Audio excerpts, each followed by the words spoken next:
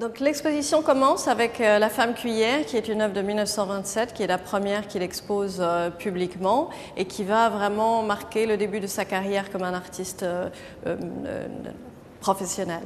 Donc là, ce que vous voyez, c'est tout à fait typique de sa production de ce moment-là, qui est influencée à la fois par le cubisme et par l'art africain.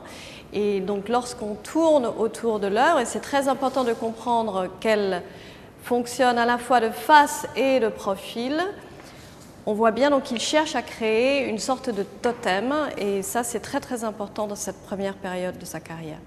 Donc comme vous pouvez voir, l'œuvre est réduite vraiment à son minimum, il n'y a pas d'anecdote, il n'y a rien, il n'y a pas de bras, il y a la tête qui est réduite vraiment à l'essentiel, c'est-à-dire l'œil qui est cette trace là-haut. Et donc c'est une œuvre sur laquelle il a travaillé longtemps, ensuite, après, pour enlever justement des traces de bras. Et on voit bien donc qu'elle est tout à fait vraiment réduite à un profil et à une face.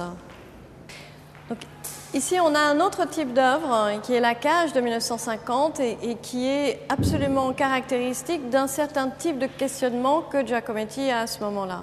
Ce questionnement, il est comment l'œuvre se positionne dans l'exposition même, c'est-à-dire comment est-ce qu'il va intégrer à l'œuvre le mobilier même sur lequel elle va être posée.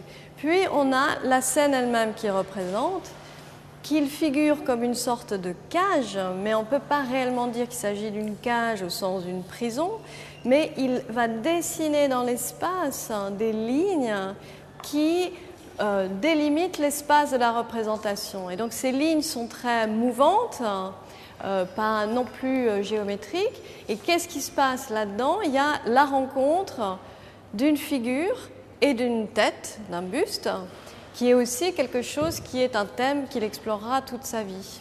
Donc là, on voit que c'est cette rencontre-là, aussi d'une petite sculpture et d'un buste qui était dans son atelier. Donc c'est tout d'un coup la vision de la rencontre de ces deux-là.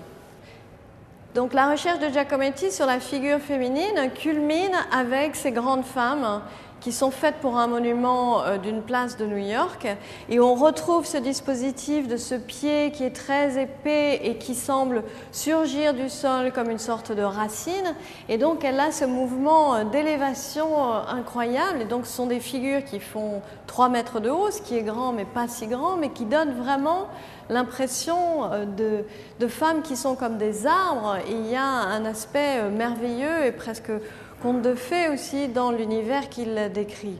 Donc cette figure-là fait partie d'un monument qui comptait d'autres grandes femmes comme celle-ci, donc toutes un peu différentes, et aussi un homme qui marche, qui lui au contraire est d'une taille humaine normale. Donc c'est un homme qui se promène au milieu de cette forêt de femmes géantes. Donc on est vraiment dans un univers à la fois onirique et surréaliste qui fait vraiment suite à ses recherches des années 40 et 50.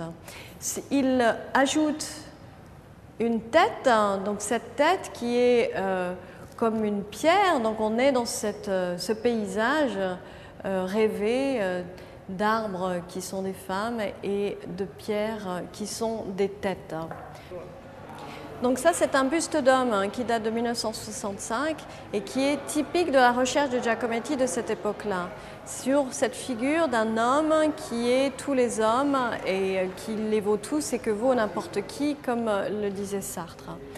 Donc cette figure assise, elle est une représentation en sculpture d'une image qui est presque comme en peinture à l'intérieur d'un espace, flottant dans un espace. C'est très intéressant d'avoir ce plâtre ici parce qu'on voit comment Giacometti travaille. Il ne faut pas oublier que lui ne faisait pas ses bronzes lui-même. Il commençait soit par travailler en argile, soit par travailler directement avec du plâtre sur une armature.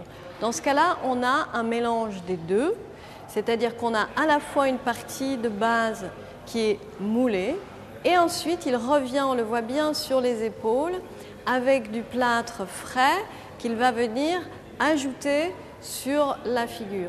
Puis ensuite, il l'affine, la retravaille avec un canif, Et enfin, il finit avec un pinceau pour noter toutes les lignes de force qui sont sur le visage et dans la figure, donc comme on le voit bien aussi dans les dessins.